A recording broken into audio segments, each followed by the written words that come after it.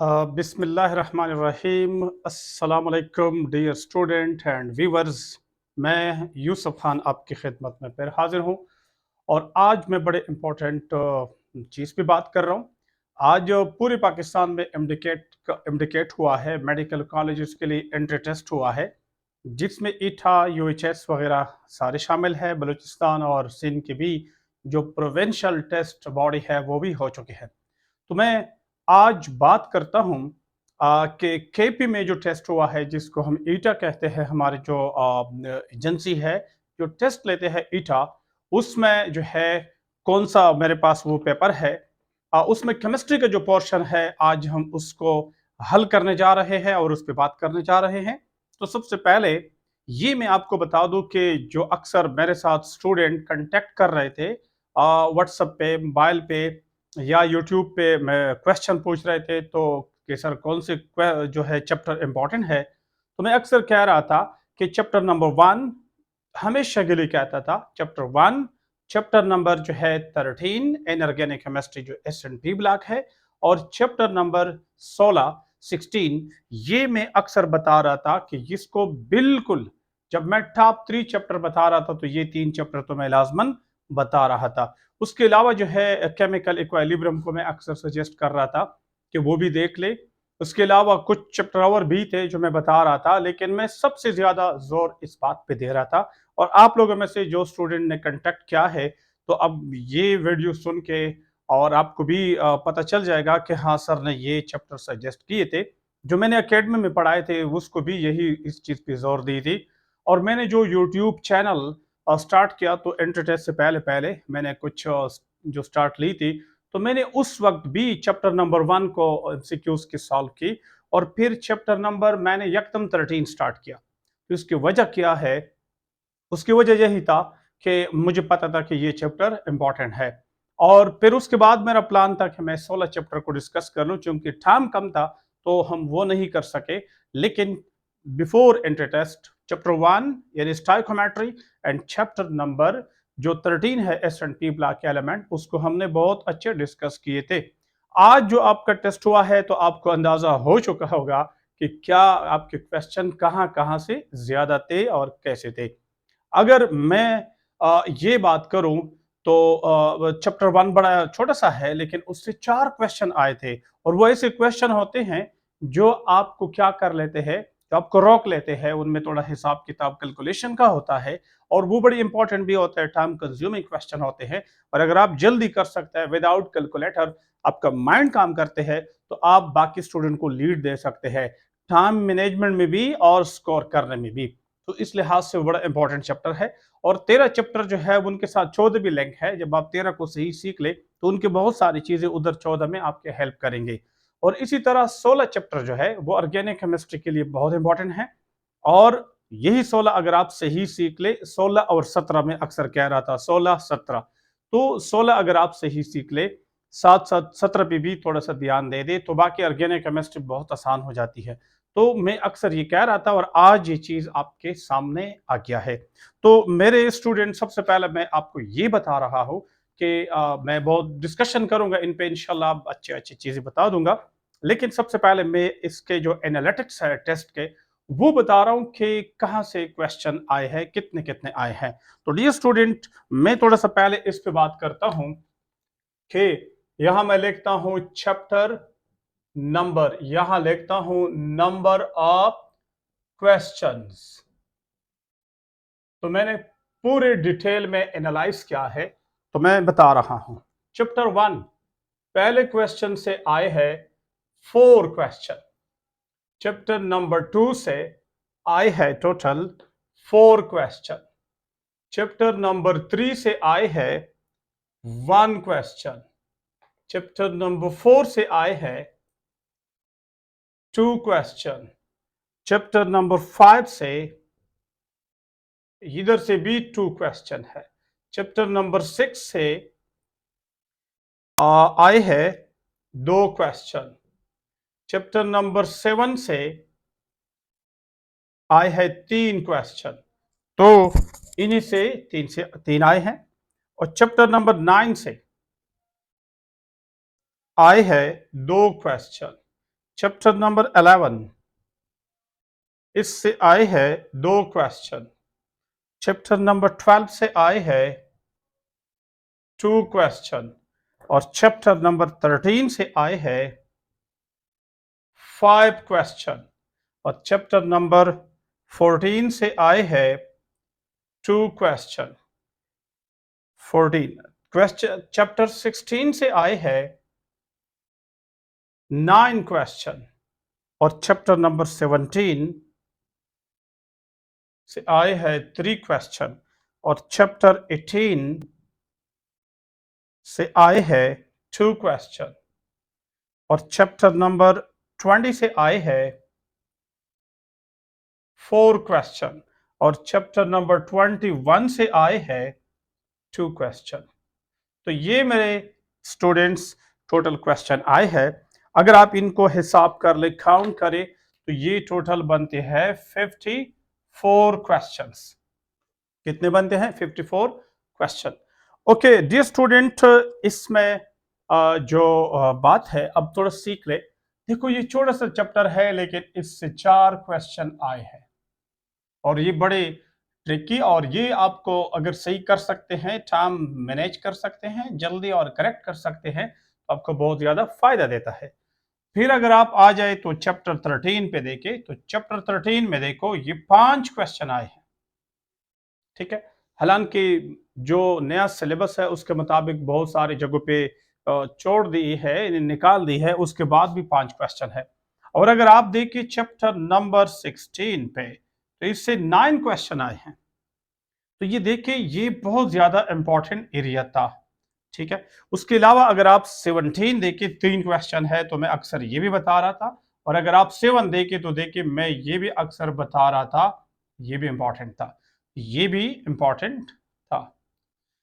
ठीक है, तो ये इसलिए इंपॉर्टेंट थे ये 16-17 कि इसके करने से बहुत सारे ऑर्गेनिक केमिस्ट्री के और क्वेश्चन आसान हो जाते हैं, और मुझे पता था ये करने से 14 वाले क्वेश्चन भी आसान हो जाते हैं। और ये इसलिए इंपॉर्टेंट है क्योंकि यहाँ आप टाइम लेते हैं, और टाइम भी लेते हैं, गलतियां भी करते हैं ज्यादा, तो इसलिए ये इंपॉर्टेंट है कि इनको टिक भी करें और जल्दी भी करें, तो आप बाकी पेपर पे डोमिनेंट हो जाते हैं। Okay dear student, this was just analysis of the paper up to date ETA paper 2023 का। अब मैं जा रहा हूं इसको सॉल्व करने। ओके तो मैं स्टार्ट लेता हूं। अभी मैं ईटा 2023 का जो पेपर है उसकी जो केमिस्ट्री का पोर्शन है उसको चीर पाड़ करते हैं। ठीक है, उनका फुली ऑपरेशन करते हैं डियर स्टूडेंट। तो मैं उसको स्टार्ट कर लेता हूं। ओके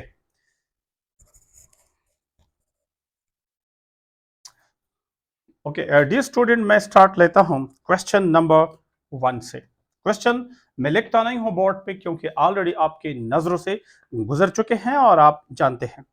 क्वेश्चन नंबर 1 जो है वो कहता है, मैं रीड कर लेता हूं, खैर कंसिडर द रिएक्शन बिलो।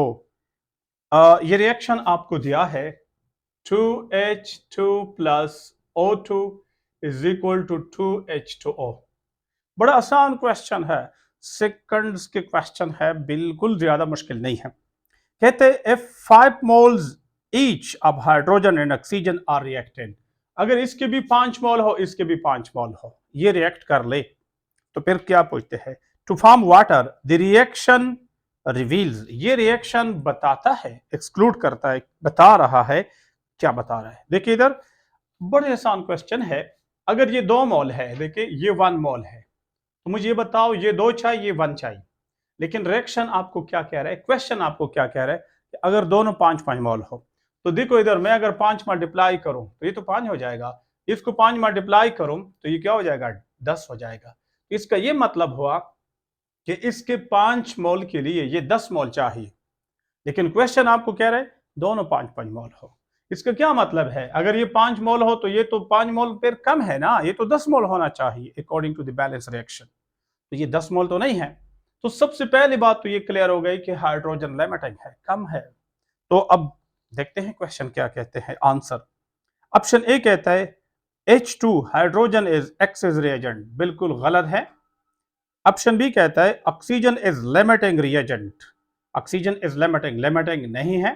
ठीक है, बिल्कुल गलत है। ऑप्शन सी कहते हैं hydrogen is limiting, yes hydrogen limiting है। ऑप्शन डी भी पढ़ लेते हैं। Reaction has no limiting reagent, नहीं रखते हैं। तो आप समझ गए ये 5 है तो ये 10 चाहिए, क्योंकि इनके बीच में रेशो 1:2 है। लेकिन अगर ये 5 हो ये भी 5 हो तो ये तो लिमिटिंग हो गया। तो ऑप्शन सी कह रहा है कि हाइड्रोजन लिमिटिंग है, ये जवाब ठीक है। ओके, क्वेश्चन नंबर 2 जो है उस पर बात करते हैं। क्वेश्चन 2 क्या कहते हैं, बड़ा ये भी आसान क्वेश्चन है। Oxygen can be prepared by the decomposition of potassium chlorate.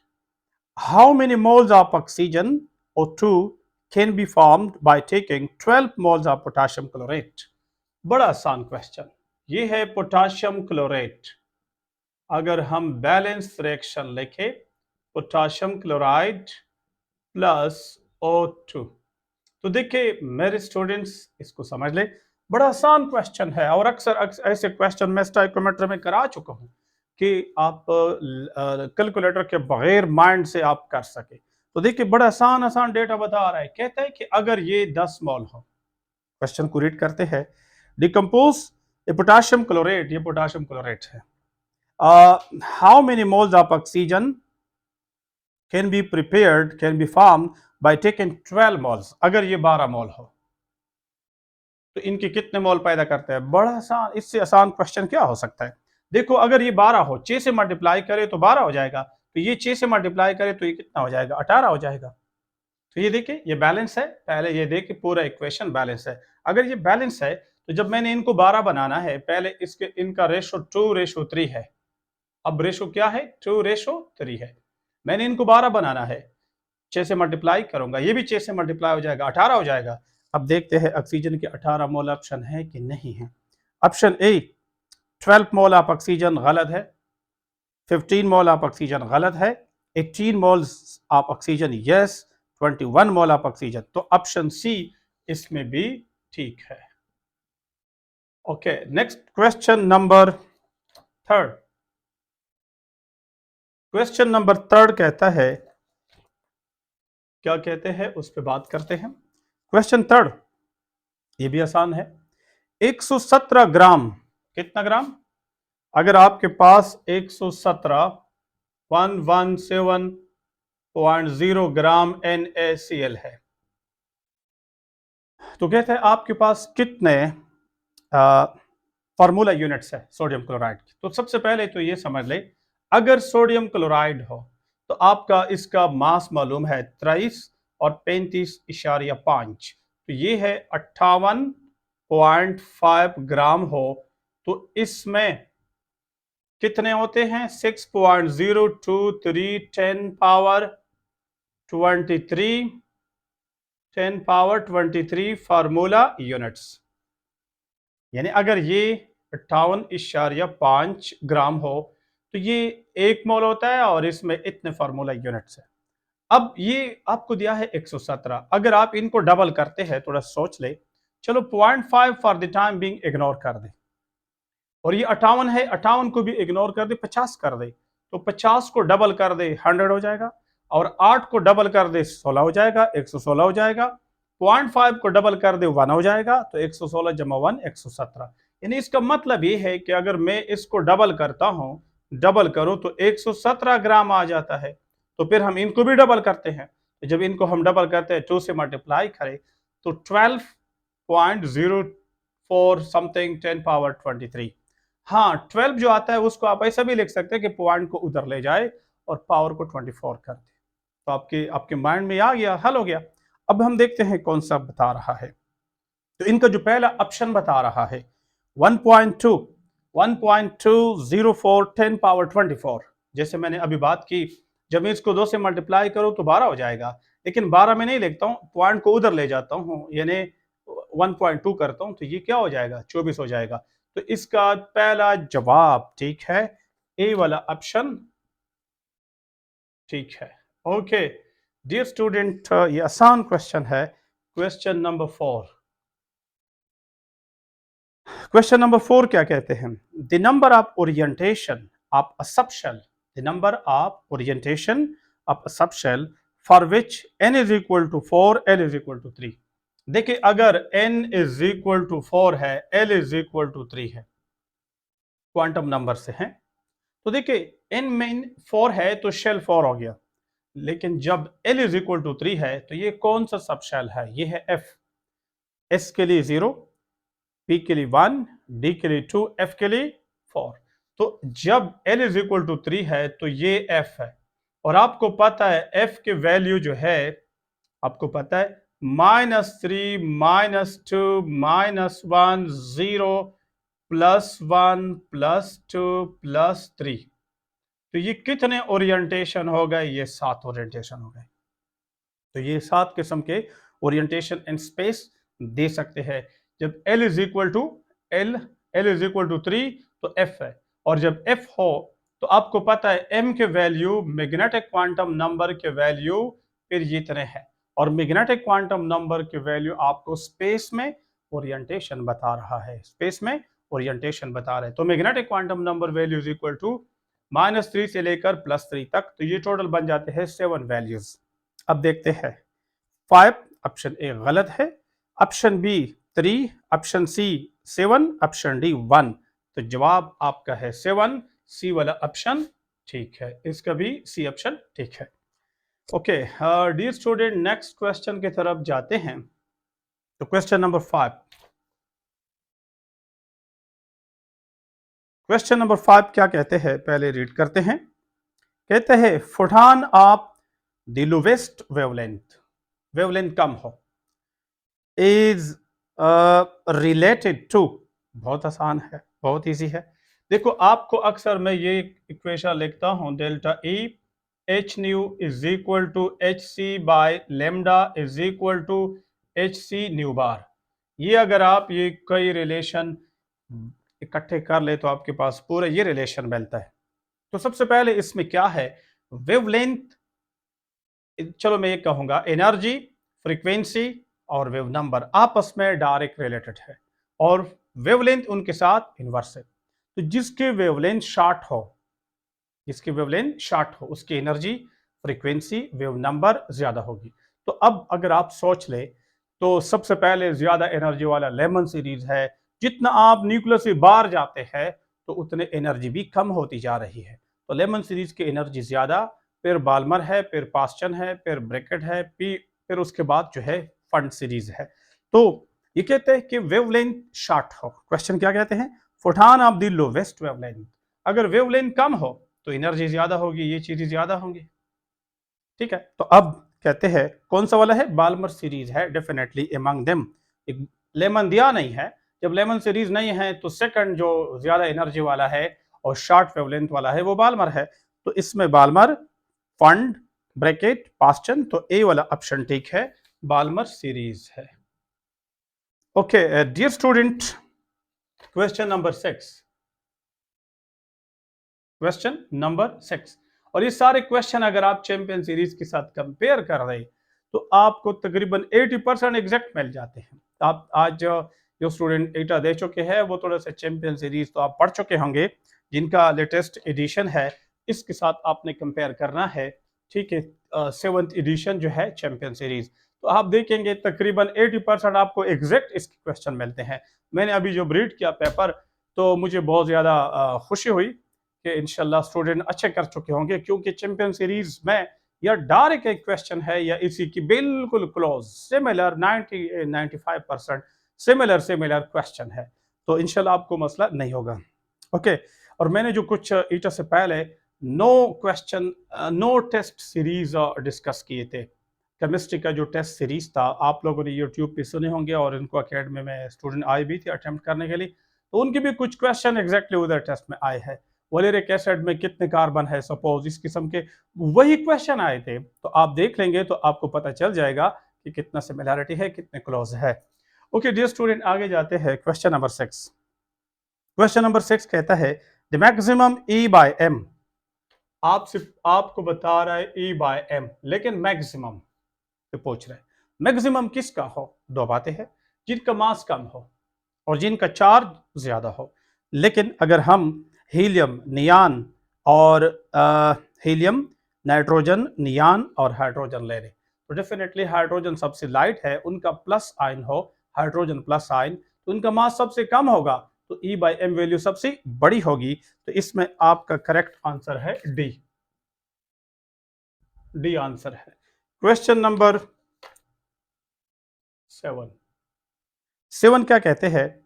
1 atm pressure, 1 atm of pressure is equal to all of the following except। आपको पता हो 1 atm जो यहाँ यूनिट दी है 760 मिलीमीटर ऑफ मरकरी के बराबर होता है, 10 13 25 पास्कल के बराबर होता है। ये तो हमें पता है, ये भी दिया है, ये भी दिया है, ये भी दिया है, लेकिन एक गलत दिया है 760 सेंटीमीटर, ये गलत है। तो ये 7 ये बराबर है 76 सेंटीमीटर ऑफ मरकरी, लेकिन यहां दिया क्या है 760, तो ये गलत है। बहुत आसान क्वेश्चन है, तो ए वाला ऑप्शन इसमें गलत है और यही जवाब आपसे पूछा है।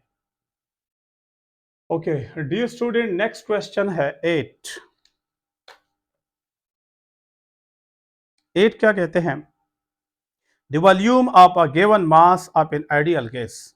अगर गैस का वॉल्यूम जो है at certain pressure is X, X volume है, ठीक है, at constant temperature what will be its volume when the pressure is reduced to half. बहुत आसान, हद दर्जे आसान। वॉल्यूम और प्रेशर जो है वो आप जानते हैं इनवर्स है, ठीक है। अगर ये इनवर्स है आपस में, तो स्टार्ट में वॉल्यूम एक्स था, अब अगर प्रेशर के बारे में कहता है pressure is reduce to half, अगर इनको दो पे तकसीम करे, हाफ करते, तो उनका दो तो ऊपर चला जाता है ना, तो नया वॉल्यूम क्या हो जाएगा 2x हो जाएगा, डबल हो जाएगा। तो बहुत ही सिंपल जस्ट मैथमेटिकल अंदाज में दिया है, तो इसका जवाब है 2x, और वो कहां पे लिखा है? वो ऑप्शन बी में लिखा है, बी ऑप्शन ठीक है। ओके नेक्स्ट क्वेश्चन की तरफ जा रहे हैं। आप मेरे ख्याल में समझ गए कि जब मैं इसको डबल करता हूं तो ये, इसको हाफ करता हूं तो ये डबल हो जाएगा, तो इससे आप अंदाजा डायरेक्ट लगा सकते हैं। ओके क्वेश्चन नंबर नेक्स्ट 9 है। 9 क्या कहते हैं? 9 कहते हैं, 9 question 9, the volume occupied by 3.2 gram of oxygen gas at STP. अगर आप देख ले वो मेरे जो 9 टेस्ट डिस्कस किए थे, वो थोड़ा पहला टेस्ट उसमें जो स्टाइकोमेट्री का था, या सेकंड थर्ड टेस्ट जो गैस चैप्टर से भी था, तो उसमें मैंने यही क्वेश्चन किया था, ठीक है। और चैंपियन सीरीज में भी आप देखें इस किस्म के है। तो ये कहता है कि अगर आपके पास O2 हो और आपसे वॉल्यूम की बात कर रहे हैं, कहां पे? एसटीपी पे, एसटीपी। तो बहुत ही सिंपल, कोई टेंशन की बात नहीं है। अगर इसका मोलर मास देखे तो 32 ग्राम है ना, और 1 मोल हो तो कितना वॉल्यूम होता है? इतना डीएम क्यूब होता है। अब इसमें कौन सी मुश्किल बात है? अगर आपको कहता है कि नहीं ये 32 ना हो, ये इधर ले जाए, 3.2 हो, तो ये भी इधर हो जाएगा 2.24। न कोई टेंशन, न कोई टाइम कंज्यूमिंग, न कोई कैलकुलेटर वगैरह, ऐसे हो सकते हैं बहुत जल्दी। तो लिहाजा आपका जवाब है इसका 2.24, जो कि बी में लिखा है, तो आपका जवाब इसका बी है। हाँ, और एक बात ये भी बताऊं, मेरे पास जो पेपर है वो बी पेपर है। कौन सा पेपर है? ये पेपर बी है, ये भी आपको पता हो कौन सा पेपर है। जो पेपर है वो बी पेपर है, ठीक है, पेपर बी, इस पे मैं बात कर रहा हूं, पेपर बी। ओके इसका जवाब बी ऑप्शन आ गया 9 में B, 2.24 dm cube. Question number 10। 10 question जो था थोड़ा सा रट्टे वाला था, क्योंकि आपने देखना होगा तो फिर जवाब दे सकते हैं। क्वेश्चन 10 तो इसमें पूछता है किस में, क्वेश्चन 10 क्या कहते हैं? All of the following crystal system have beta is equal to gamma is equal to 90 degree. ये सब में है, लेकिन किस में नहीं है? तो आपकी जो बुक में टेबल दिया है डायरेक्ट उससे है। पहले 3 जो है उसमें बीटा गेमा बराबर है 90 के, लेकिन उसके बाद जो फोर्थ वन है वो है रोम्बोहेड्रल जो है, उसमें ऐसा बराबर नहीं है। तो इसमें जवाब है डियर स्टूडेंट डी वाला। कौन सा है? डी। ओके, रोम्बोहेड्रल में ऐसा नहीं है। तो ये रटे वाला क्वेश्चन था, है आसान लेकिन रटा है, तो इसलिए थोड़ा सा स्टूडेंट ने अगर ध्यान नहीं दिया है तो फिर उनके लिए मुश्किल होता है। Question number 11, compound having lowest boiling point. अगर आप चैंपियन सीरीज में देखें, वहां मैंने चैप्टर नंबर 3 में बॉइलिंग पॉइंट पे बहुत ज्यादा, चैप्टर नंबर 5 में आई थिंक बॉइलिंग पॉइंट में मैंने बड़ा टेबल दिया है, तो उनमें सारे मौजूद है इनके बॉइलिंग पॉइंट, और वो कंपाउंड उधर दी है जो आपके टेक्स्ट बुक में बार बार जगह जगह पे आए हैं। तो इसके लोवेस्ट का पूछा है, तो ये है ऑप्शन ए है कार्बन टेट्राक्लोराइड। कार्बन टेट्राक्लोराइड इसका 76.62 जो है 72 डिग्री सेंटीग्रेड बॉइलिंग पॉइंट है। इथाइल अल्कोहल का 78 पॉइंट समथिंग है, और बेंजीन का 80 पॉइंट समथिंग है, और एसिटिक एसिड का 118 है। तो इनमें से सबसे लो ए ऑप्शन है कार्बन टेट्राक्लोराइड, ये वाला ऑप्शन ठीक है। लोवेस्ट पूछा है तो ए है, अगर हाईएस्ट पूछा होता तो फिर ये एसिटिक एसिड वाला ऑप्शन होता। ओके, क्वेश्चन नंबर 12 पूछता है विच of the following can form hydrogen bonding with each other. Again champion series की क्वेश्चन है, बिल्कुल सेम टू सेम। अगर आप देख ले हाइड्रोजन बॉन्डिंग में देखे और उधर ऑर्गेनिक में भी देखे, यानी चैप्टर 5 में देखे और चैप्टर उधर जो ऑर्गेनिक में है उधर देखे अमाइंस वगैरह, तो टर्शी अमाइन और वाटर आपस में हाइड्रोजन बॉन्ड बना सकते हैं। मैं ज्यादा डिटेल में नहीं जाऊंगा, लेकिन अगर ये टर्शी अमाइन है तो ये पार्शल नेगेटिव है, और ये वाटर हो तो ये पार्शल पॉजिटिव है, तो ये आपस में हाइड्रोजन बॉन्ड बना सकते हैं डियर स्टूडेंट। ठीक है, तो ये बना सकते हैं, लेकिन अगर आप बाकी पे गौर करें, मसलन बाकी में कौन कौन दी है, मिथेनॉल, मिथेनॉल, तो इसमें जो पार्शल नेगेटिव ऑक्सीजन है, दूसरे के भी पार्शल नेगेटिव ऑक्सीजन है, पार्शल पॉजिटिव हाइड्रोजन हाईली नहीं है, तो नहीं बना सकते हैं। ऑप्शन जो नेक्स्ट वन है प्रोपेनॉन और इथाइल मिथाइल कीटोन, ये भी नहीं कर सकते, सेम केस इसमें मौजूद है। और टर्शियमाइन वाटर ये बना सकते हैं, सी वाला। एसीटोन और असीटल्डिहाइड ये भी नहीं कर सकते हैं, तो करेक्ट आंसर सी है। Okay dear student, next question number 13 कहता है identify the molecular formula of furan. बड़ा आसान क्वेश्चन है। फ्यूरेन जो है ये कंपाउंड है, हेट्रोसाइक्लिक ऑर्गेनिक कंपाउंड है, हेट्रोसाइक्लिक ऑर्गेनिक कंपाउंड है। अब इनका जो मालिक फार्मूला बनता है, यहां हाइड्रोजन भी है, यहां भी है, यहां भी है, यहां भी है। अगर आप थोड़ा गौर करें तो ये बन जाता है C4 1 2 3 4 और H 1 2 3 4 और ऑक्सीजन। अब आपके पास ये फार्मूला है। अब यहां देखते हैं क्वेश्चन 13 में, ये थोड़ा सा ब्लर है, मैंने जो आज लोग पीडीएफ वगैरह का पिक्चर आए थे व्हाट्सएप हुए हैं तो उससे प्रिंट ली है, डेफिनेटली उतनी क्लियर नहीं है, लेकिन इसमें जो ये फार्मूला है ये ऑप्शन ठीक है, और मुझे लग रहा है कि ए ऑप्शन में ये कुछ लिखा है, कार्बन 4 है, हाइड्रोजन 4 है और ऑक्सीजन है, ए वाला ऑप्शन ठीक है। लेकिन आपके पास अगर क्लियर पेपर है तो ये फार्मूला है, ये ठीक है। Okay dear student, this was 13 question. Next है क्वेश्चन नंबर 14। क्वेश्चन नंबर 14 ये आप अगर स्क्रीनशॉट लेते हैं तो आपके लिए आगे अल्लाह ना करे कि आप रह जाए, लेकिन जो स्टूडेंट रह जाते हैं उनके लिए अच्छा है कि वो दोबारा जो है जिसका फर्स्ट अटेम्प्ट है, ज़्यादा स्टडी नहीं की है, तो वो इनसे पिक्चर लेके और नेक्स्ट टाइम के लिए प्रॉपर तरीके से चैनल से और selective teacher, selective channel, selective books और प्लानिंग सब कुछ करके इंशाल्लाह नेक्स्ट टाइम ट्राई करेंगे। अल्लाह आपको कामयाब करे इस टाइम, लेकिन फिर भी चांस ये भी है कि रह जाए, तो इसलिए इनसे स्क्रीनशॉट ले लें।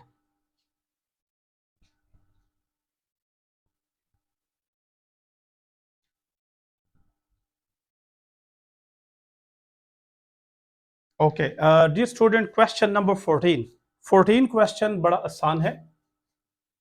कहता है कि हेबर प्रोसेस, आपको पता है एमोनिया तैयार करने में जो प्रोसेस है उनको हेबर प्रोसेस कहते हैं, उसमें कितना टेम्परेचर इस्तेमाल होता है। स्ट्रेट फॉरवर्ड रटे की बात है, और इसमें टेम्परेचर इस्तेमाल होते हैं कुछ 400 लगभग के। तो कहता है कि 35 से 50 तक गलत है, 130 टू 150 गलत है, और 400 टू 450 बिल्कुल ठीक है, और फिर कहता है 500 टू 600 ये भी गलत है। तो आपका जवाब है सी वाला। क्वेश्चन नंबर 15 कहता है विच of the following can form hydrogen bonding with each other.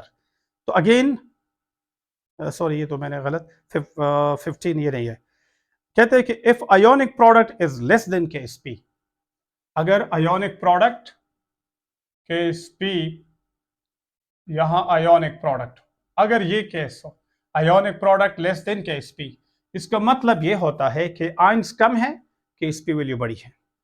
अब जब आयन कम है सोल्यूशन में, इसका मतलब क्या हुआ? इसका मतलब हुआ कि सॉल्यूट अभी मजीद डालेंगे, आयन बनाएंगे, तब ये सोल्यूशन सेचुरेट हो जाएगा। अभी ये सेचुरेटेड सोल्यूशन नहीं है, अभी ये इक्विलिब्रियम को नहीं पहुंचा है, अभी ये सोल्यूशन मजीद आयन रख सकता है, अकोमोडेट कर सकता है। तो पहले आपको ये थ्योरेटिकल बैकग्राउंड क्लियर हो।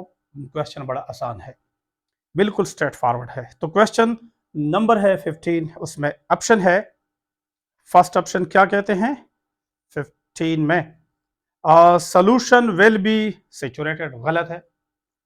Option B, precipitation will occur, no, जब सोल्यूशन सेचुरेटेड नहीं है प्रेसिपिटेशन नहीं होगा, आयंस बनेंगे सोल्यूशन में, नीचे सेटल डाउन नहीं होंगे। Option C, solution will be super saturated, no, super saturated तो बहुत दूर की बात है, सेचुरेटेड नहीं है।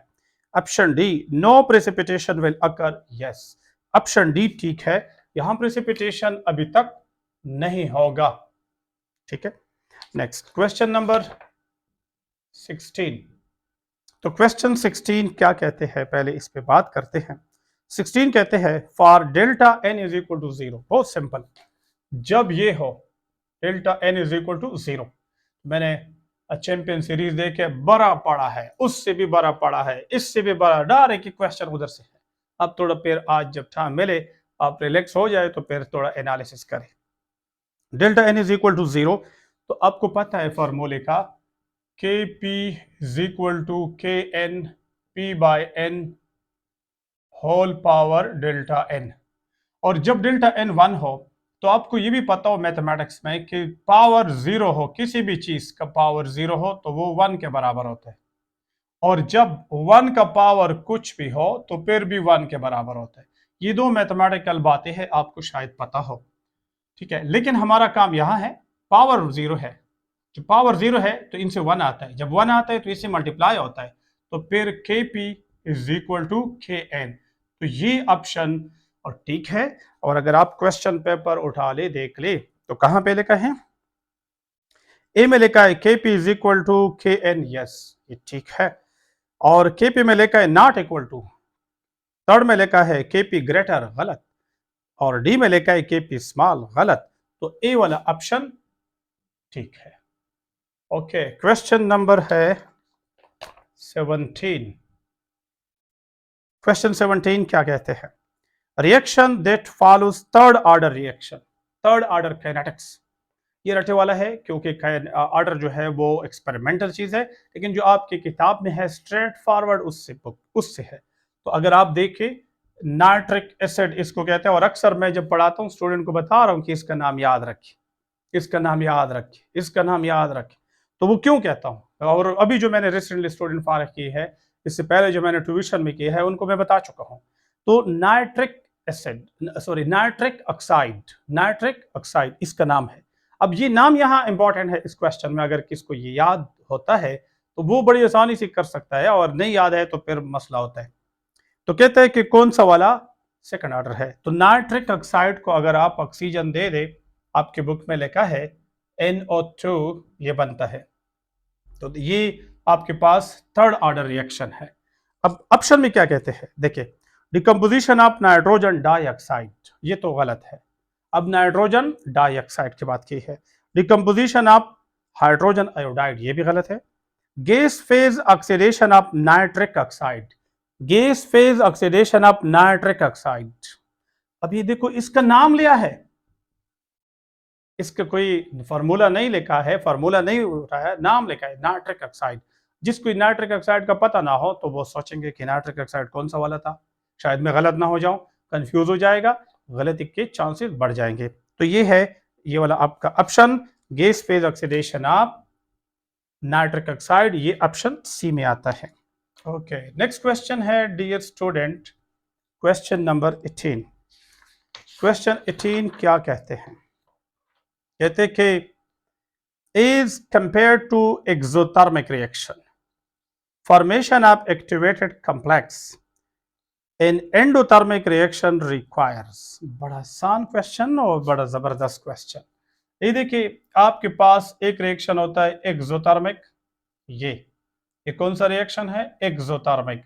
और दूसरा डायग्राम, एनर्जी डायग्राम की बात करते हैं, ये है, ये आपके पास एनर्जी है, और ये आपके पास कौन सा रिएक्शन है? एंडो, एक एंडोथर्मिक और एक एक्सोथर्मिक। अब आप खुद डिसीजन करें, आसान, क्या एक्सो में यहां से एक्टिवेशन कॉम्प्लेक्स तक जाना ज्यादा एनर्जी चाहते हैं या एंडो में ज्यादा चाहते हैं? तो डेफिनेटली आपका जवाब एंडो वाला है। तो इन पे रिसेंटली जो अभी 10 दिन पहले मैंने स्टूडेंट को पढ़ाया है, बहुत समझाए थे, इंशाल्लाह वो क्लियर कट और जल्दी और करेक्ट कर चुके होंगे। तो ये बड़ा आसान क्वेश्चन है, एंडोथर्मिक में जो है ये एक्टिवेशन एनर्जी ज्यादा चाहते हैं। तो अब जवाब की तरफ आते हैं। कहते हैं, क्वेश्चन के स्टेटमेंट तो आप पढ़ चुके हैं और समझते हैं। कहते हैं कि एक्सोथर्मिक के मुताबिक एंडोथर्मिक रिएक्शन में एक्टिवेटेड कॉम्प्लेक्स तक जाने के लिए क्या चाहिए? ग्रेटर एक्टिवेशन एनर्जी, यस, पहला ऑप्शन ठीक है। Smaller activation energy, no. Equal activation energy, दोनों में इक्वल, नो। और नो एक्टिवेशन एनर्जी, नो। तो पहला ऑप्शन ठीक है, ग्रेटर एक्टिवेशन एनर्जी चाहिए। तो जवाब ए वाला है। Okay, this is question number 18. Next है question number 19। अगर आप इनसे पिक्चर स्क्रीनशॉट लेते हैं तो ले ले। नेक्स्ट मैं आगे जाता हूं।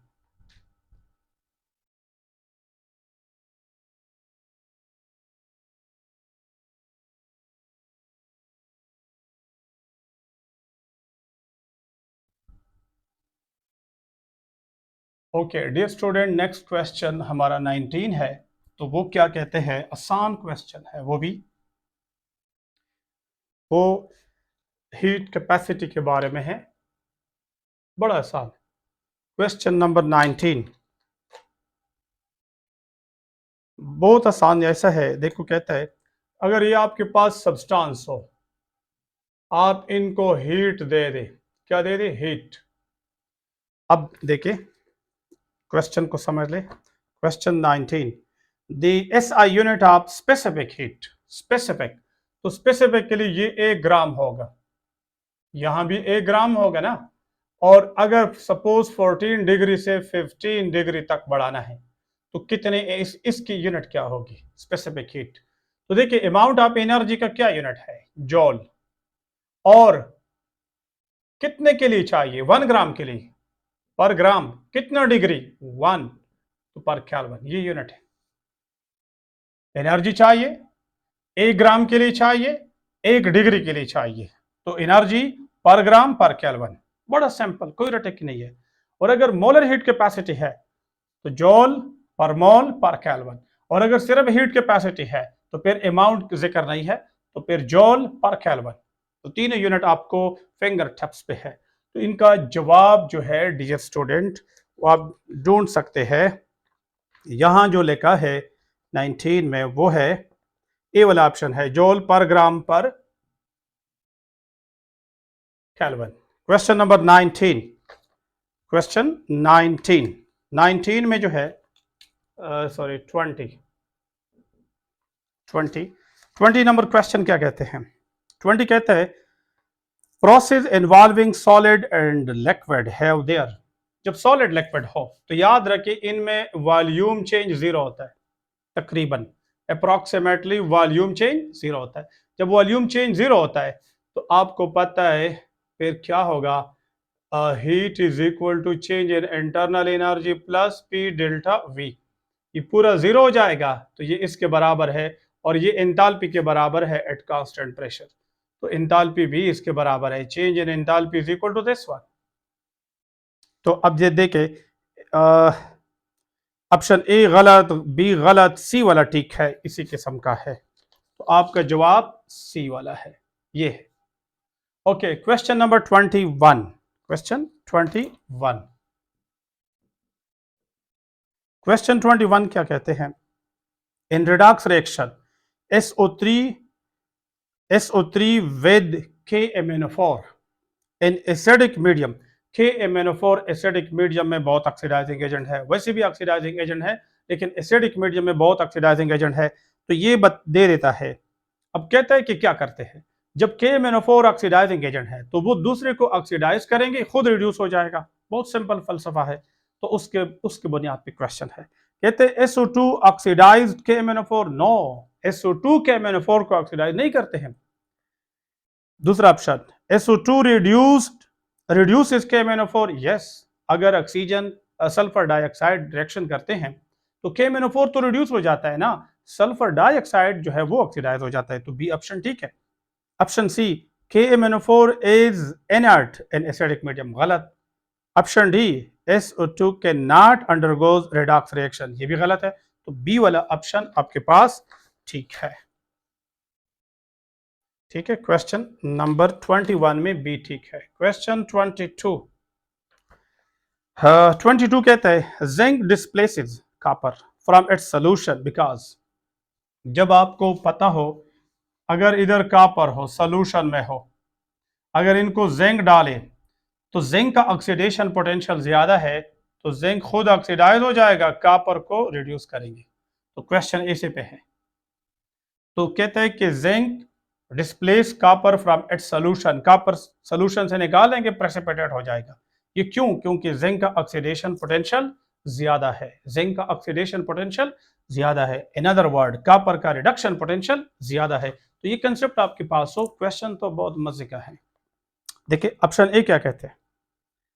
ए कहते हैं ये आपको कहते हैं ऐसा क्यों होता है। Option A, atomic number of zinc is higher. No, atomic number की बात नहीं है। Zinc has higher reduction potential, zinc has higher reduction potential, उलट बता रहे हैं।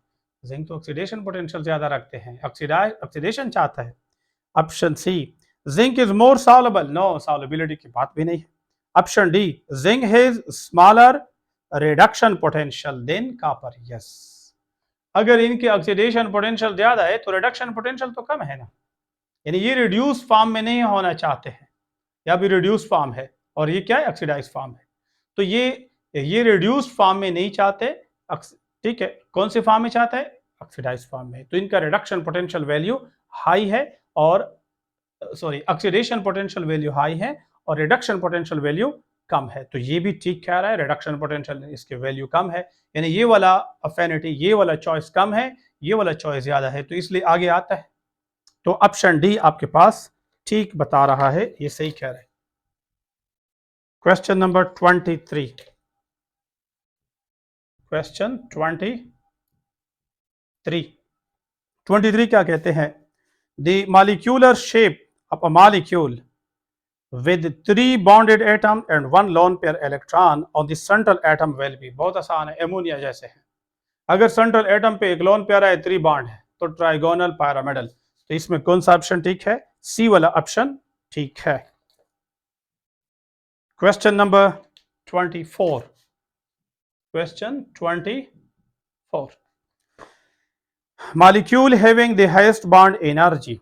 बॉन्ड एनर्जी किसकी ज्यादा है? बहुत आसान है, HF है, HCl है, HBr है और HI है। इसमें पोलैरिटी ज्यादा है और फ्लोरीन स्मॉल भी है, पोलैरिटी ज्यादा है, तो उनके बॉन्ड एनर्जी ज्यादा है। तो इनमें बी ऑप्शन ठीक है, HF वाला, बी ऑप्शन ठीक है। ओके, क्वेश्चन नंबर है 25। 25 क्या कहते हैं? The bond length between double bonded carbon atom. बड़ा सिंपल, स्ट्रेट फॉरवर्ड, ठीक है, डेटा है। तो ये 1.34 एंगस्ट्रॉन है, ए वाला जवाब ठीक है, 1.34 एंगस्ट्रॉन। Question number 26। 26 क्या कहते हैं? 26 ये कहते हैं कि बहुत आसान है, choose the element that form normal oxide. अभी रिसेंटली जो मैं S&P ब्लॉक एलिमेंट पे बात कर रहा था, यूट्यूब पे भी मैंने सालों के, उसमें मैंने बहुत डिस्कशन की है इन चीज़ों पे। तो पहले ग्रुप में जो पहला एलिमेंट है वो नॉर्मल ऑक्साइड बनाते हैं, तो वो कौन है? लिथियम है, और ये ऑप्शन कौन सा है? ए है। तो इनमें लिथियम, सोडियम, पोटाशियम, रुबिडियम। तो लिथियम सिर्फ normal, sodium normal and peroxide, potassium peroxide and super oxide, and rubidium only super oxide.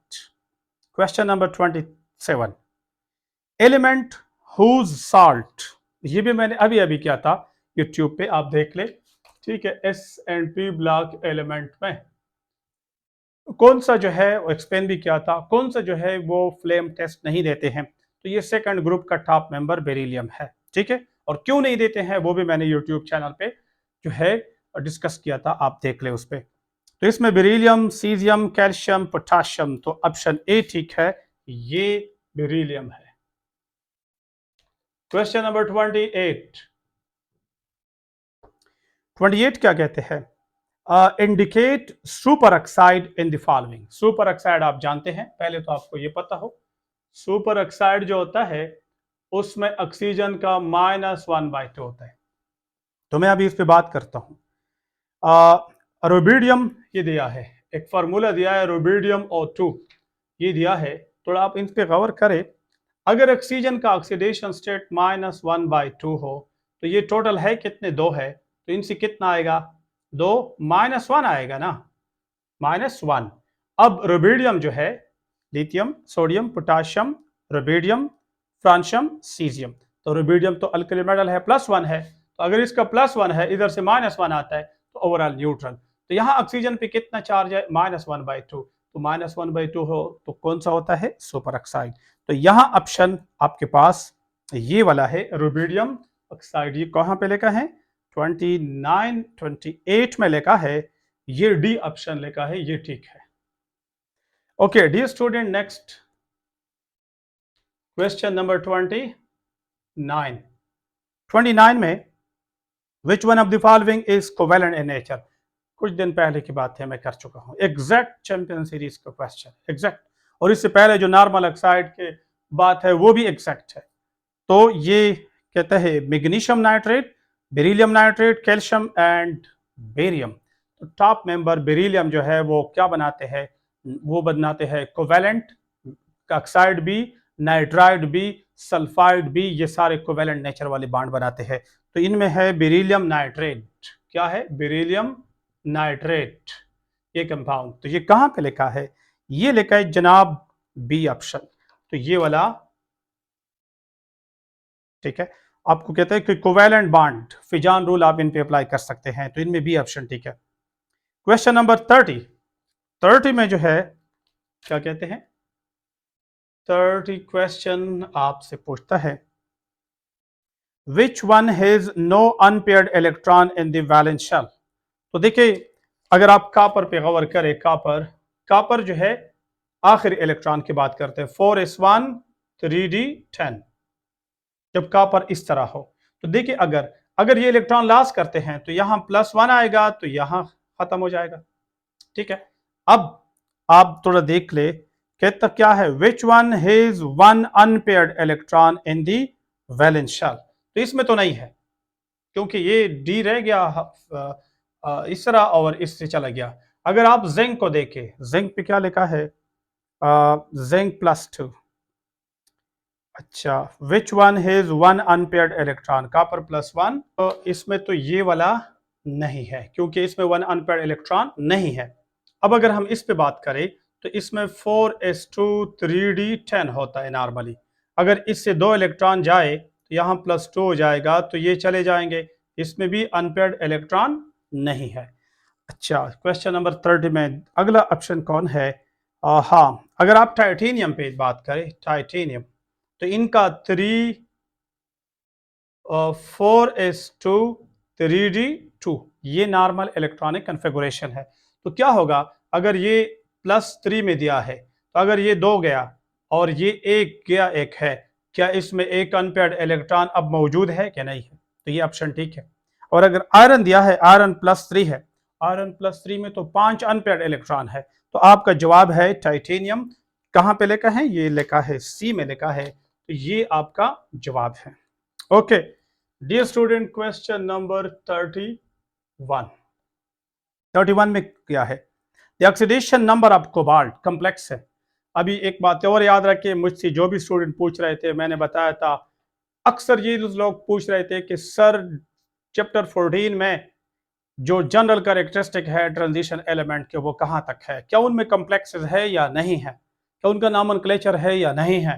तो लोग ये बात कर रहे थे, और मैं क्या कह रहा था, मैं कह रहा था लास्ट में जो इंपॉर्टेंट ट्रांजिशन एलिमेंट 5 दी है वो ना याद करो, वो ना देखो, बाकी सारा देखो। तो याद होंगे आप लोगों में से ऐसे स्टूडेंट होंगे जिनसे मेरा कम्युनिकेशन हो चुका होगा। अब ये जो क्वेश्चन आया है कम्प्लेक्स के nomenclature, coordination number, oxidation state, यहाँ से आया है, तो इसलिए मैं बता रहा था, और मैं खुद पढ़ा भी चुका हूँ अकेडमी में। अच्छा स्टूडेंट, कम्प्लेक्स ये दिया है, कोबाल्ट है, कोबाल्ट का कम्प्लेक्स है H2N इथाइलिन डाई अमाइन है। अच्छा ये दिया है आपको 3, और फिर होल लिखा है, होल 2, और उसके साथ जो एनाइन है वो सल्फेट है। लेकिन कितने हैं? सल्फेट इसमें मौजूद है 3। कितने मौजूद है? 3। तो पहले आप समझ ले डियर स्टूडेंट के इसमें ओवरऑल जो कम्प्लेक्स है, cobalt ethylene diamine, ethylene diamine, देखिए CH2 और NH2, ये भी NH2 है, और ये कितने हैं? ये है 3, और फिर इसकी सम के 2 मर्तबा है, देखिए ये ओवरऑल 2 है। अब हमने इसको सॉल्व करना है, बहुत आसान है, मुश्किल नहीं है। देखिए सबसे पहले स्टूडेंट आपको ये पता हो, आपने यहां जो ऑक्सीडेशन स्टेट है कोऑर्डिनेशन स्फीयर के ऊपर, ये कहां से मालूम करना है? इसके ऊपर जो ऑक्सीडेशन स्टेट होता है ये आपने मालूम करना है बाहर वाले से। अगर आपके पास बाहर इधर राइट साइड पे हो या लेफ्ट साइड पे हो, तो इसके ऊपर जो ऑक्सीडेशन स्टेट ओवरऑल आता है टोटल, तो फिर उसके मुताबिक यहां लिखना होता है। तो मैं अगर ये बात कर लूं कि मैं इसके ऊपर ऑक्सीडेशन स्टेट निकालूं, तो बड़ा आसान है। देखिए सल्फेट के ऊपर जनरली ऑक्सीडेशन स्टेट कितना होता है? -2 होता है। कितना होता है? -2। अब देखिए 3 2 6, तो हमारे पास इससे कितना आता है? -6 आता है। तो -6 को बैलेंस करने के लिए ये आपके पास हो गया एनाइन। ये आपके पास क्या हुआ? एनाइन हुआ। अब आपके पास होना चाहिए केटाइन, तो केटाइन आपके पास यहां से लेकर यहां तक केटाइन है पूरा। केटाइन में अब हम यहां हमें टोटल आना चाहिए 6, लेकिन आपको यह भी ख्याल करना चाहिए कि ये 2 है। तो अगर मैं इस पूरे के ऊपर 3 लिखूं, तो यहां तो 2 है, तो 2 3 6, तो मेरे पास कितना आएगा? +6 आ जाएगा। तो यहां -6 है, और ये 3 2 6, तो +6 आ जाएगा। तो केटाइन और एनाइन एक दूसरे को क्या करते हैं? बैलेंस करते हैं, खत्म करते हैं। तो इसलिए हम यहां +3 लगा सकते हैं। उसके बाद अगर यहां +3 है तो डियर स्टूडेंट आपको यह भी पता हो, इथाइलिन डाइअमाइन जो आपका लिगेंड है, इथाइलिन डाइअमाइन ये न्यूट्रल लिगेंड है, यानी ये केटायोनिक एनायोनिक नहीं है। तो लिहाजा आप क्या कर सकते हैं, जब न्यूट्रल हो तो आपका ये ऑक्सीडेशन स्टेट आप डायरेक्ट ला सकते हैं। यहां जब न्यूट्रल लिगेंड हो, तो यहां ऊपर जो ऑक्सीडेशन स्टेट होता है वो डायरेक्ट आप इसे मेटल के ऊपर ला सकते हैं, क्योंकि इसका कोई प्लस माइनस ऑक्सीडेशन स्टेट नहीं होता है। इनके ऊपर जो नेट आया होता है ये इसी मेटल की वजह से आया होता है। तो अब आप डिसीजन कर ले, क्या इनका ऑक्सीडेशन स्टेट कौन सा होना चाहिए? +3 होना चाहिए। अब मैं ढूंढता हूं, देखता हूं कि क्या इसमें 3 वाला ऑप्शन कहां लेकर है। तो क्वेश्चन नंबर है 31। ऑप्शन ए में लिखा है 3, यस ये ठीक है। बी में लिखा है 2, सी में लिखा है 4, डी में लिखा है 5। तो आपके पास सॉरी 3 लिखा है, 2 लिखा है, 6 और 4 लिखा है, और 6 लिखा है। ठीक है, तो इसमें कौन सा जवाब ठीक है? आपके पास जवाब ये वाला है, यानी 3 ऑक्सीडेशन स्टेट वाला ठीक है। तो ये कहां पे लिखा है? ये लिखा है ऑप्शन ए में लिखा है, ऑप्शन ए में। तो आपका जवाब है ऑप्शन ए। ओके, ये हो गया आपका क्वेश्चन नंबर 31। Question number 32। 32 क्या कहते हैं? Phenol belong to which class of compound? बड़ा आसान है, ये आप जानते होंगे। एन, ये अगर आप इन पे थोड़ा गौर करें तो ये हेट्रोसाइक्लिक है, ऑर्गेनिक है, हेट्रोसाइक्लिक। पहला लिखा है हाइड्रोकार्बन, नहीं। होमोसाइक्लिक, नहीं। एलिसाइक्लिक, एलिसाइक्लिक भी नहीं होता है। एलिसाइक्लिक कार्बो हाइड्रोकार्बन होता है और कार्बोसाइक्लिक होता है और नॉन एरोमेटिक होता है। और अगला लिखा है हेट्रोसाइक्लिक, डी ऑप्शन ठीक है, हेट्रोसाइक्लिक है, ये ऑप्शन बिल्कुल ठीक है। तो इसमें डी वाला ऑप्शन ठीक है। Question number 33। 33 क्या कहते हैं? Ethyl alcohol in the presence of sulphuric acid. बड़ा आसान क्वेश्चन। अगर 170 डिग्री सेंटीग्रेड है तो इथीन देते हैं, अगर 140 है तो ईथर देते हैं। तो ऑप्शन देखे हैं कि क्या देते हैं? ईथर, इथीन, बी ऑप्शन ठीक है। मैं शॉर्ट बात करता हूं, इसमें बी ऑप्शन ठीक है। क्वेश्चन नंबर 34 कहते Lindlar catalyst is used in the hydrogenation of alkyne. Yes, Lindlar catalyst क्या है? लिंडलर कैटलिस्ट जो है पलाडियम है, पलाडियम को बेरियम सल्फेट पे डिपॉजिट किया होता है और उस पे क्वेनोलिन, क्वेनोलिन ऐड किया होता है। क्वेनोलिन यहाँ पॉइजन का काम करते हैं, तो वो पूरी कैटलिस्ट को पॉइजन करते हैं और इनके एफिशिएंसी को कम करते हैं। तो अल्काइन अल्कीन तक जाता है, हाइड्रोजनेशन कर लेता है, लेकिन आगे नहीं जाता है, अल्कीन पे रोक जाता है। तो ये हम लिंडलर कैटलिस्ट इस्तेमाल करते हैं। क्विनोलिन शायद आप जानते हैं इस किस्म के कंपाउंड है, यहाँ नाइट्रोजन है, ये इस किस्म के कंपाउंड है, ये क्विनोलिन है। तो क्विनोलिन यहाँ पॉइजन का काम करता है। तो इसमें क्या लिखा है? टू इंक्रीज एक्टिवेशन एनर्जी, गलत है। लिंडलर कैटलिस्ट इसके लिए नहीं है। To enhance hydrogenation of alkene, नहीं। एनहेंस किधर करते हैं? To prevent hydrogenation of alkene, yes. यानी अल्काइन से अल्कीन तक जाता है लेकिन अल्कीन के हाइड्रोजनेशन रोक लेते हैं, प्रिवेंट करते हैं, ये गलत। ठीक कह रहा है। टू स्टार्ट पॉलीमराइजेशन, गलत है। तो सी ऑप्शन ठीक है, सी ऑप्शन ठीक है। Okay dear student, this was question number 34। Next question number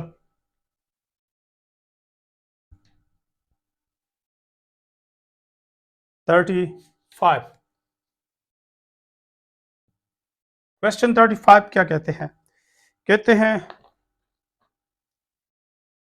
which one of the following is not metal meta directing group. यहां थोड़ा सा ब्लर है। Which one is not meta directing group? तो इनमें लिखे है COR, नहीं, गलत है, मेटा है। NO2 मेटा है, CHO मेटा है, ये वाला मेटा नहीं है। NR2 ये अर्थोपेरा है, तो ये डी पे लिखा है, तो आपका करेक्ट ऑप्शन डी है। नेक्स्ट 36। 36 क्या कहते हैं? Benzene 1,2 diol. बहुत आसान, ये कहते हैं कि ये क्या चीज है? ये OH1 3, ये है, आपने पढ़ा है कॉमन नॉमेनक्लेचर, केटिकोल, रिसोर्सिनोल, हाइड्रोक्विनोन। तो ये रिसोर्सिनोल है, तो ये कहां पे लिखा है? बी ऑप्शन लिखा है, तो जवाब है बी। नेक्स्ट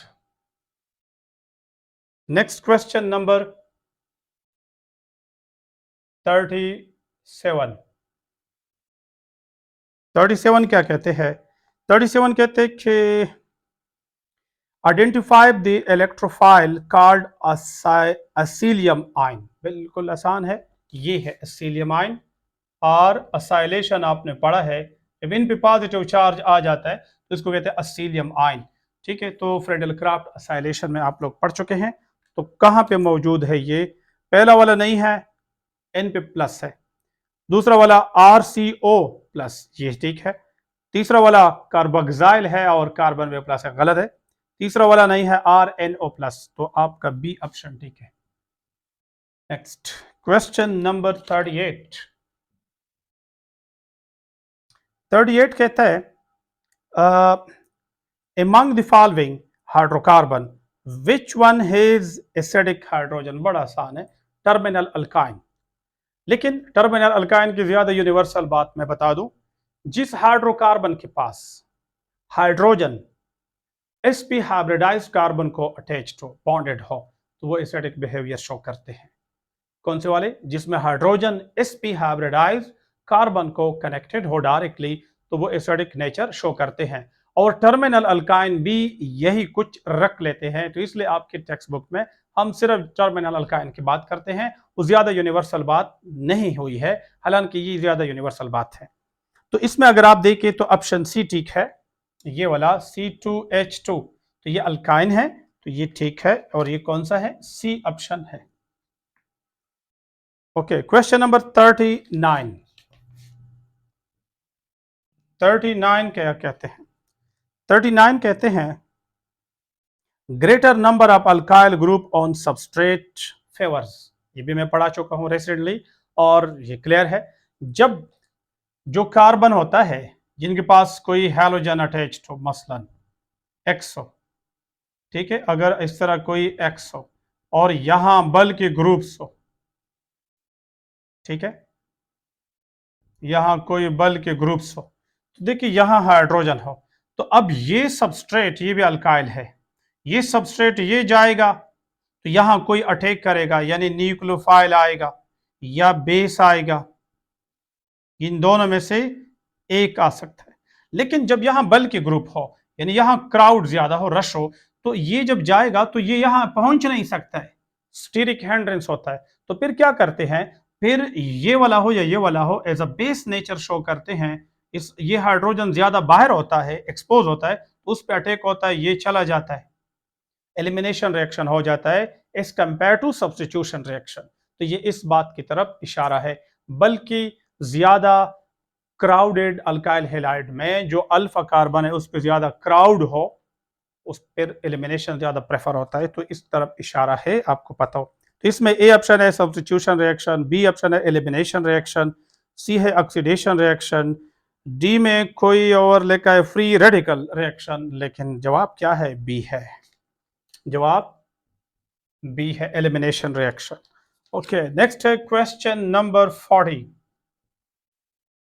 40 क्या कहते हैं? 40 कहते हैं SN1 reaction mostly result in partial racemization. Racemic mixture आप जानते हैं। इन ओके डियर स्टूडेंट, हमने क्वेश्चन तो मैंने डिस्कस किए थे, लेकिन क्वेश्चन 40 पे आके कैमरे में थोड़ा सा मसला आया, तो ये आगे नहीं हुई है, तो मैं इन पे दोबारा बात करता हूँ। ओके, क्वेश्चन नंबर 40 जो है, क्वेश्चन नंबर 40, उसमें सी ऑप्शन ठीक है, लेकिन क्वेश्चन आपको पढ़ चुके हैं और आप जानते हैं। कहते हैं कि SN1 रिएक्शन जब होता है तो रिसेमिक मिक्सचर के चांसेस जो है वो कब होते हैं? जब सिर्फ इन्वर्जन ओनली हो, ऑप्शन बी रिटेंशन ओनली हो, option D equal inversion retention हो।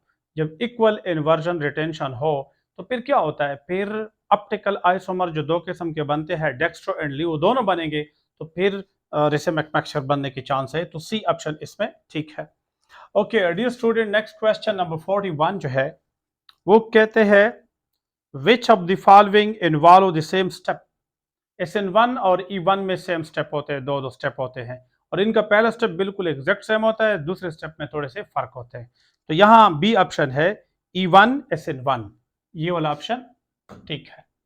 ओके, क्वेश्चन नंबर 42 कहते हैं the correct sequence of electronic configuration. Electronic configuration energy order पे होता है, इंक्रीजिंग ऑर्डर पे। तो अगर आप अफबाओ प्रिंसिपल के मुताबिक ये बना ले, इस तरह ये बना ले, तो आपको कौन सा ऑप्शन सही मिलेगा? ए ऑप्शन आपको ठीक मिल रहा है, जिसमें 4p और उसके बाद 5s, उसके बाद 4d है और 5p है, 6s है, 4f है और 5d है। तो ये ऑप्शन ए ठीक है। Next question number 43। 43 में बड़ा आसान है, कहते हैं कि अगर इक्वस सोल्यूशन हो, फिनोल को ब्रोमीन के साथ रिएक्ट करे, तो ब्रोमीन इन पे आ जाता है और हेलोजनेशन हो जाता है। कहाँ कहाँ पे? 2 पे, 4 पे, 6 पे। तो क्या बनता है? 2 4 6 ट्राइब्रोमोफेनॉल, ये वाइट प्रेसिपिटेट है तो ये बनता है। तो ये कहाँ पे ऑप्शन पे है? सी ऑप्शन में है। पहले लेकर अर्थोपेरा ब्रोमोफेनॉल, गलत है, मेटाब्रोमोफेनॉल, और सी में लिखता है 2,4,6 ट्राइब्रोमोफेनॉल, तो ये ठीक है, सी वाला ऑप्शन। Question number 44। 44 क्या कहते हैं? कहते हैं polypropylene glycol and tri methyl propylene glycol, ये देखें, ये प्रोपाइलीन ग्लाइकोल है। अगर यहाँ डबल बॉन्ड हो प्रोपाइलीन कहलाएगा, और फिर इनको OH OH ऐड कर दें तो ये क्या चीज़ है? प्रोपाइलीन ग्लाइकोल है। और ये क्या है? ट्राई मिथाइलिन ग्लाइकोल है। अब दोनों डाइहाइड्रिक अल्कोहल है, दोनों जो है ग्लाइकोल कहलाते हैं, लेकिन इनका पोजीशन अलग अलग है। तो ये कौन से आइसोमर है? ये आपस में पोजिशनल आइसोमर्स है। तो क्वेश्चन 44 में ये आपस में पोजिशनल आइसोमर्स है। तो कौन सा ऑप्शन ठीक है? सी वाला ऑप्शन, पोजिशनल आइसोमर्स है, वो ठीक है। Question number 45। 45 जो है इसमें सी वाला ऑप्शन ठीक है, लेकिन क्या कहते हैं? अल्डिहाइड और कीटोन को जब अल्केन में कन्वर्ट करते हैं, किसके मौजूदगी में? एमलगम, जिंक एमलगम और HCl के मौजूदगी में। तो याद रखें अल्डिहाइड कीटोन को आपके टेक्स्ट बुक में, केपी के टेक्स्ट बुक में दो तरीकों से डायरेक्ट अल्केन को कन्वर्ट करते हैं। Number 1 Clemmensen reduction, number 2 Wolff Kishner reduction. तो इन दोनों में थोड़ा आपस में फर्क है। क्लेमेंसन में एसिडिक मीडियम होता है, वॉल्फ-केस्टनर में बेसिक मीडियम होता है। क्लेमेंसन में जिंक एमलगम और HCl होता है, और दूसरे में जो है वो सोडियम हाइड्रोक्साइड या पोटाशियम हाइड्रोक्साइड होता है, हाइड्रोजीन होता है।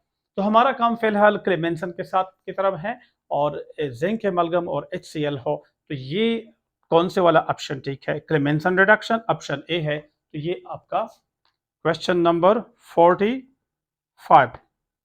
The reduction of aldehyde in ketone to alkane in the presence of zinc amalgam and HCl, 45 में ए। मैंने गलत लिखा, ये तो अच्छी बात है कि करेक्शन हो गई, मैंने यहाँ ऑप्शन गलत लिखा है, ए वाला ऑप्शन ठीक है। तो ए में कौन लिखा है? Clemmensen reduction. बी में कौन लिखा है? Williamson synthesis. और डी में लिखा है, सी में लिखा है वॉल्फ-केस्टनर, डी में लिखा है डॉ प्रोसेस। तो ये कौन सा है? क्लेमेंसन, ए वाला ऑप्शन ठीक है 45 में। Okay, question number 46। 46 में क्या है? Aldehyde in ketone on reaction with hydroxyl amine. Hydroxyl amine ये है, ये हाइड्रोक्सल अमाइन है, इनके साथ अल्डिहाइड कीटोन रिएक्शन करे तो वाटर रिमूव होता है, और ये फंक्शनल ग्रुप आ जाता है N डबल बॉन्ड C, और ये इसको हम क्या कहते हैं? अक्सान। तो हमारे पास अक्साइम बनता है। तो इसमें 46 में सी ऑप्शन ठीक है। अक्साइम कहाँ पे लिखा है? वो ठीक है, सी में लिखा है, ठीक है। Question number 47। Fehling solution. 47 में क्या कहते हैं? Fehling solution on the princip works on the principle of redox reaction which result in. तो सबसे पहले फेलिंग सोल्यूशन जो होता है copper oxide, cupric oxide plus sodium hydroxide होता है। तो जब ये अल्डिहाइड के साथ मिला ले, अल्डिहाइड को ऑक्सीडाइज करते हैं, किस में कन्वर्ट करते हैं? साल्ट ऑफ कार्बोक्सिलिक एसिड में, सोडियम कार्बोक्सिलेट बनाते हैं, उनको ऑक्सीडाइज करते हैं, और फेलिंग सोल्यूशन खुद रिड्यूस हो जाता है, कॉपर +2 से चला जाता है +1 में, तो क्यूप्रस ऑक्साइड बना लेता है, वो रेड प्रेसिपिटेट देता है। तो ये एज अ टेस्ट भी इस्तेमाल हो सकता है डायबिटिक पेशेंट के लिए। तो इसमें क्या कहते हैं? सी वाला ऑप्शन ठीक है। वो कहते हैं कि 47 में कहते हैं कि रिडक्शन ऑफ अल्डिहाइड, नो, गलत है। ऑक्सीडेशन ऑफ कॉपर +2, नहीं, कॉपर +2 रिड्यूस हो जाता है। Oxidation of aldehyde, yes, C वाला ऑप्शन ठीक है। Question 48। In conversion of acid halide to ester, pyridine is used to. Acid halide को जब अल्कोहल के साथ मिलाते हैं तो जो प्रोडक्ट बनते हैं उसमें पायरिडीन इस्तेमाल होता है। क्यों इस्तेमाल होता है? पायरिडीन वो HCl को एब्जॉर्ब कर लेता है, पायरिडीनियम क्लोराइड बना लेते हैं। तो यहाँ पायरिडीन भी इस्तेमाल होता है, और वो HCl को यूज़ कर लेता है, ट्रिप कर लेते हैं, साइड पे ले जाते हैं। तो हमारा इसमें ऑप्शन कौन सा है? क्वेश्चन 48 में stabilize acid halide, no. Consume HCl formed in the reaction, yes. और डिहाइड्रेट अल्कोहल, नो। और डिहाइड्रोजनेशन, यहाँ क्या लिखा है? डिहाइड्रोजनेशन ऑफ एसिड हैलाइड, ये भी नहीं है। तो ऑप्शन बी ठीक है, HCl को कंज्यूम करते हैं, इसमें बी ठीक है। Question number 49। 49 क्या कहते हैं? 49 कहते हैं number of carbon atom. Valeric acid में 5 कार्बन होते हैं। तो ये कौन सा ऑप्शन है? बी वाला ऑप्शन ठीक है। क्वेश्चन 49 में बी। क्वेश्चन नंबर 50, अयोपिक नेम। ये जो देखिए एसिड हेलाइड है, तो इसका जनरल जो अयोपिक नेम है, अयोपिक नेम का जो फॉर्मेट है वो अल्केनॉइल क्लोराइड है। अगर अल्केन एक कार्बन का हो तो मीथेनॉइल क्लोराइड, दो के है इथेनॉइल। अगर हेलोजन क्लोरीन के बजाय कोई और हो तो ब्रोमाइड, आयोडाइड वगैरह हो जाएगा। तो ये इनका अयोपिक सिस्टम है। अब ये चूंकि एक कार्बन का हो तो मीथेनॉइल क्लोराइड। अब कहाँ पे लिखा है? सी में देखते हैं। क्वेश्चन 50 सी में लिखा है मीथेनॉइल क्लोराइड, ये आपका जवाब है। Okay, question 51, the inhibition. Simple बात ये है, वो इनहिबिटर जो एंजाइम और सबस्ट्रेट को इकट्ठे देख ले और उनके बाद उन पे अटैक कर लेते हैं, तो ऐसे इनहिबिशन को क्या कहते हैं? ऐसे इनहिबिशन को आपने 3 किस्म के पढ़े हैं, कंपिटेटिव, नॉन कंपिटेटिव, अनकंपिटेटिव। तो इसमें कौन सा है? अनकंपिटेटिव इनहिबिशन है। डी में लिखा है 51 में डी ऑप्शन है। Question number 52, trypsin. Trypsinogen inactive form में रिलीज होता है, तो इनको एक्टिवेट किया जाता है फिर काम करते हैं। ट्रिप्सिनोजेन प्रोटीन डाइजेस्टिव एंजाइम है, तो इनको एक्टिवेशन के लिए कौन इस्तेमाल होता है? इनके एक्टिवेशन के लिए इस्तेमाल होता है डियर स्टूडेंट आपके पास काइनेज जो इस्तेमाल होता है, एंटीरोकाइनेज। तो इसमें डी ऑप्शन ठीक है। ठीक है, question number 52, 52 D option. Okay, question number 53, crystalline crystal having orthorhombic. Solid chapter में जो ऑर्थोरोम्बिक हो उनके क्या कौन सा एग्जांपल है? तो कुछ एग्जांपल दी हैं, lead chromate, barium sulphate, zinc oxide और पोटाशियम डाइक्रोमेट। तो ऑर्थोरोम्बिक से ताल्लुक रखने वाला बेरियम सल्फेट है, बी वाला ऑप्शन इसका है। क्वेश्चन नंबर 54, 54 जो है वो क्या कहते हैं? वो कहते हैं कि अल्कोक्सी कार्बोनाइल फंक्शनल ग्रुप। अल्को बड़ा आसान है, देखिए ये है अल्कोक्सी और ये है कार्बोनाइल। तो ये ग्रुप किस में मौजूद होता है? Alkoxy carbonyl. यहाँ देखो एच हो सकता है, अल्काइल ग्रुप हो सकता है, एरोमेटिक ग्रुप हो सकता है, लेकिन यहाँ अल्कोक्सी यानी कार्बन होगा, अल्काइल होगा, यहाँ कार्बोनाइल होगा। तो ये डियर स्टूडेंट होता है ईस्टर में। तो ये ईस्टर का पहचान है, ईस्टर के फंक्शनल ग्रुप है। तो यहाँ लिखा है ईथर गलत है, ऑल्डिहाइड, कार्बोक्सिलिक एसिड, ईस्टर। तो ईस्टर ठीक है, डी वाला ऑप्शन ठीक है। ओके डियर स्टूडेंट, ये था ईटा का टेस्ट जिसका हमने कंप्लीट ऑपरेशन किया और ये मैंने कंप्लीट एक्सप्लेन किया। अगले लेक्चर में इंशाल्लाह मैं शायद यूएचएस का टेस्ट भी सॉल्व कर लूँ, और अगर किसने वो दिया है। और बहुत सारे स्टूडेंट पाकिस्तान में, बहुत सारे स्टूडेंट हैं, कुछ स्टूडेंट कांटेक्ट करते हैं तो वो डिमांड करते हैं। और इसके अलावा नम्स का टेस्ट भी जो लोगों ने दिया है उसको मैं सॉल्व करके दूंगा इंशाल्लाह। और मेरा चैनल जो है आप सब्सक्राइब करें और अपने दोस्तों को, अपने जूनियर को रिकमेंड कर दे, उनको गाइड कर दे ताकि वो भी इनसे फ़ायदा ले सके। इस टेस्ट से पहले मैंने 9 टेस्ट डिस्कस किए थे, ईटा मॉडल टेस्ट। तो इनके बहुत सारे क्वेश्चन उधर से थे और चैंपियन सीरीज से है। तो जो ऑलरेडी फेमिलियर थे वो उसने फ़ायदा लिया होगा, और जो फेमिलियर नहीं है उनको भी गाइड कर दे। ओके, अल्लाह आपको कामयाब कर दे। मिलेंगे नेक्स्ट लेक्चर में। अल्लाह हाफिज़।